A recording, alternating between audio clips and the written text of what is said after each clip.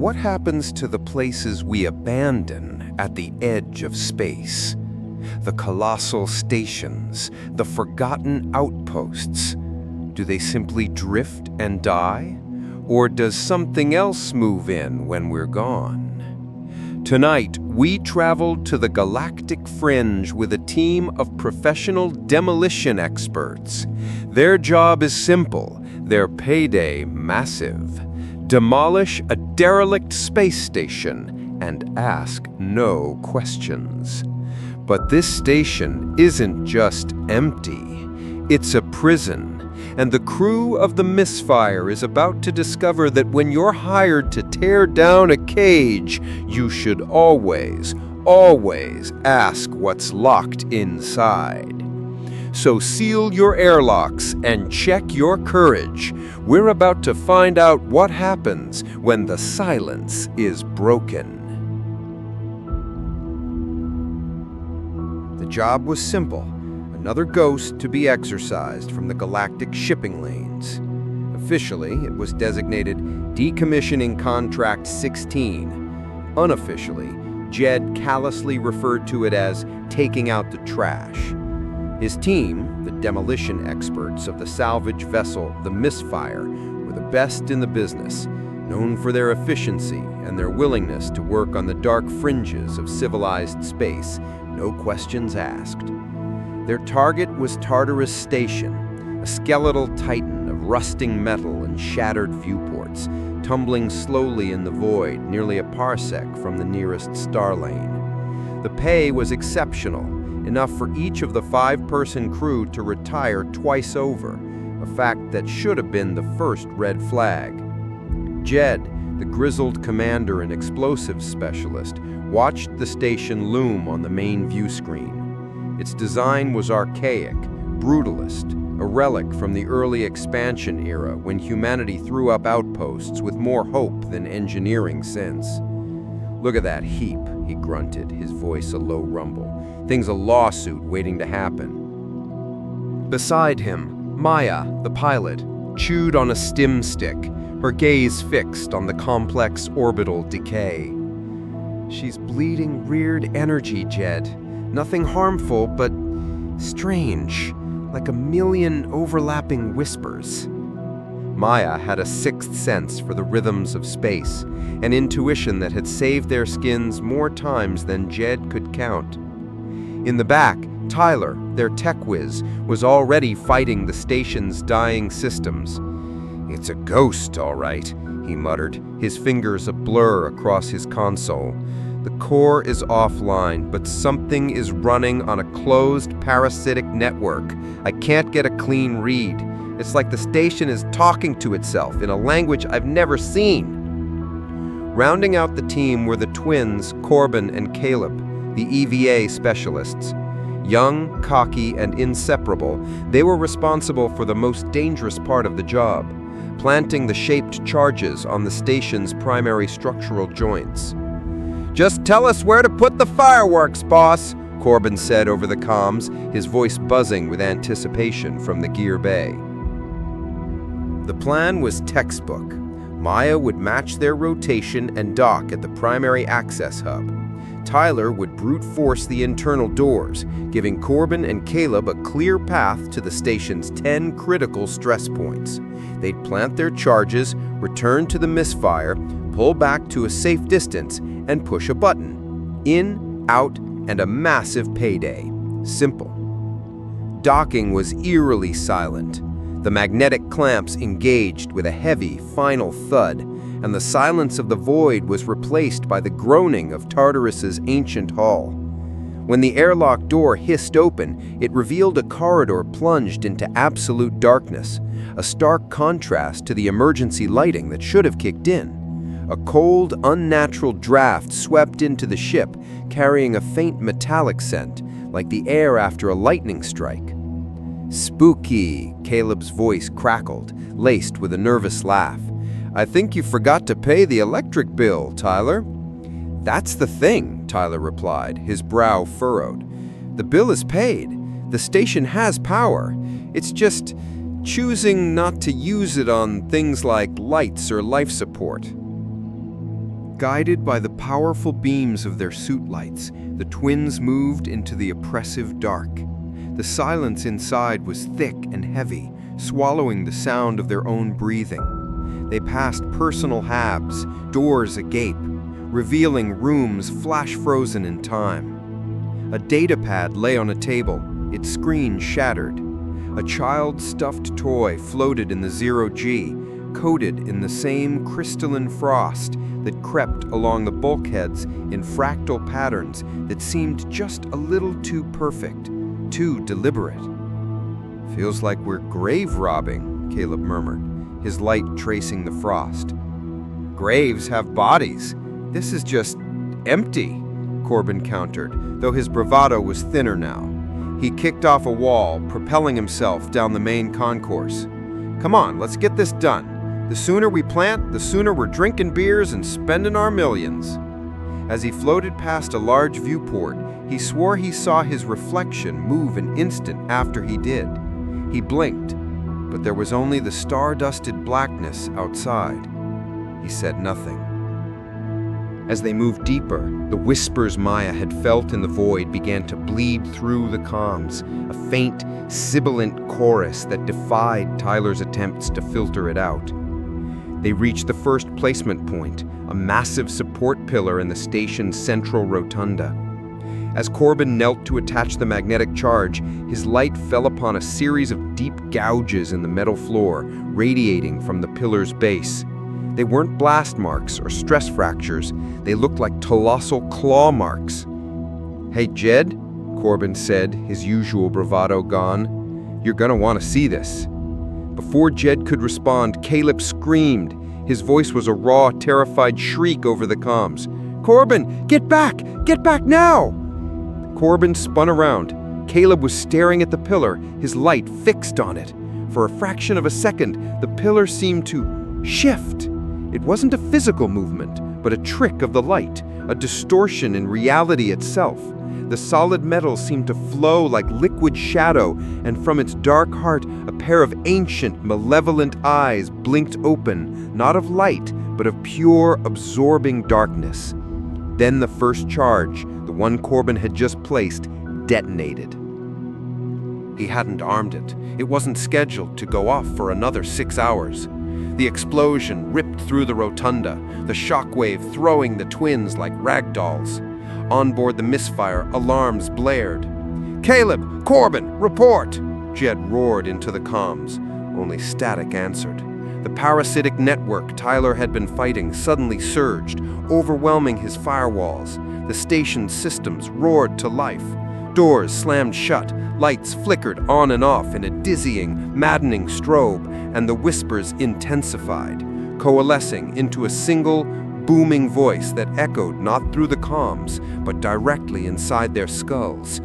"Free!" The voice was a wave of pure psychic energy, a feeling of ancient hatred and bottomless hunger that sent Tyler reeling from his console, clutching his head in agony. Maya wrestled with the controls as the Misfire was rocked by an unseen force, the docking clamps refusing to disengage. They were trapped. "It's the station!" Maya yelled, her knuckles white. "It's holding us here!"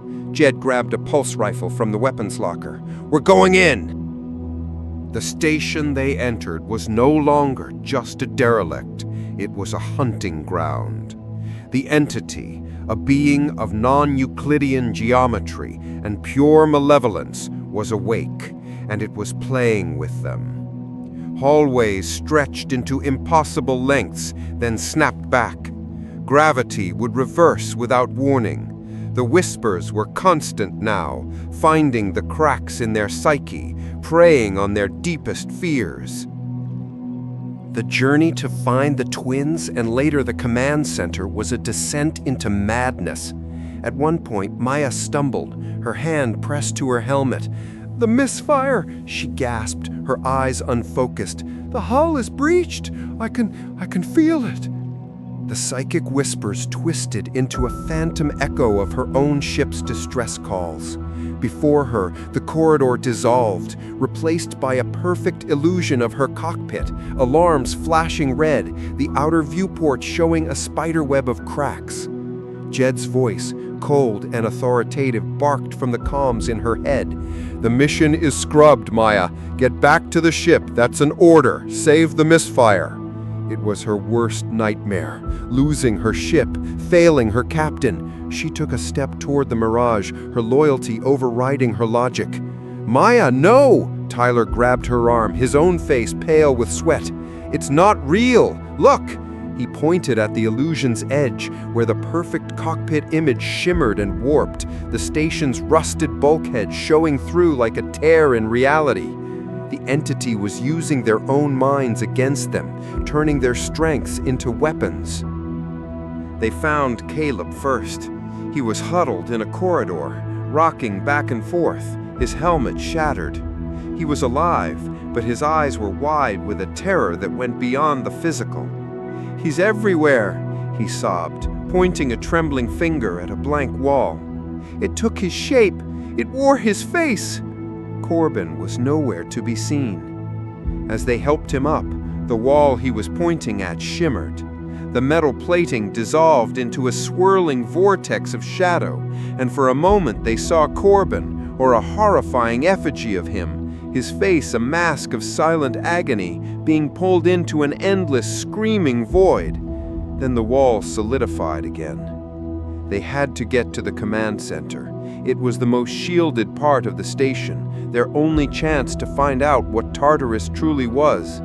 They finally breached the heavy blast door, sealing it behind them. The room was pristine, untouched by the decay that plagued the rest of the station. A single terminal glowed in the center of the room. Tyler, his hand shaking, interfaced with it. This network was different, older. It was a digital prison, and he had just found the warden's logs. His face went pale as he read. "Oh my God," he whispered. "This isn't a station.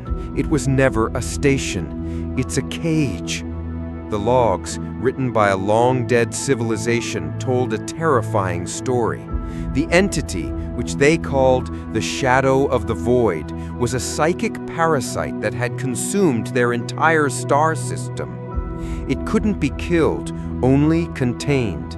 So they had built this prison, this intricate reality-bending cage disguised as a space station, and lured the creature inside. The whispers Maya had felt were the layered psychic warnings, the station's last automated cry for help. "Oh, the demolition charges didn't just wake it up," Maya said, the horrific realization dawning on her.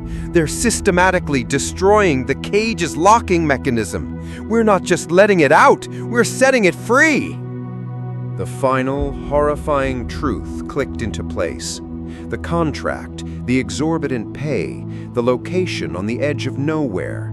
It wasn't a decommissioning job. It was a trap.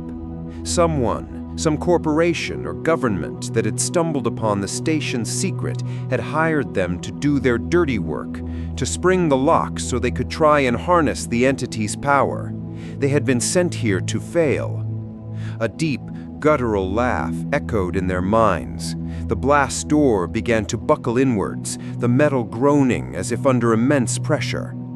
"It can't breach this room physically," Tyler said, his voice frantic. "Not yet, but it's breaking down the dimensional walls. It's learning." Jed looked at the remaining 4 demolition charges on his belt. His face was a grim mask.